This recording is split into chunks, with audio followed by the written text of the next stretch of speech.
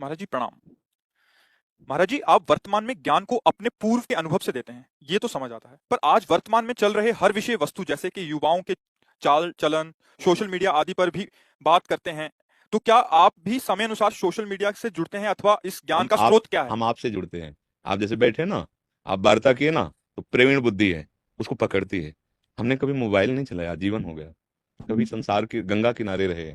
जैसे नए बच्चे हमारे संत बने ना, तो उनकी मानसिकता को पढ़ा, उनकी बातों को सुना।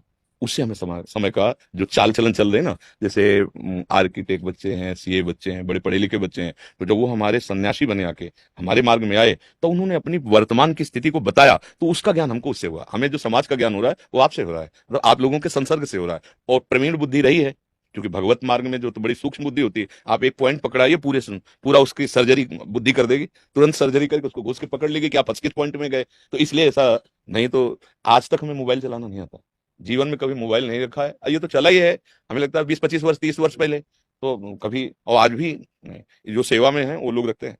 अगर कोई बात हुई तो हम उनको बोलते हैं, हमारा प्रयोग नहीं कभी ऐसा। और ये समाचार देखना, समाचार पत्र पढ़ना, ये तो है ही नहीं, इससे कोई मतलब नहीं। पर हाँ, समाचार आपसे मिलता है, आप लोगों के दिमागों से मिलता है। जब आप सामने बैठते हैं, आप बात करते हैं, तो हमें समाचार मिल जाता है कि आप किस परिस्थिति से गुजर रहे हैं। जैसे नए नए बच्चे आते हैं, उनकी दुर्दशा हो गई, तो वो अपनी दुर्दशा बताते हैं।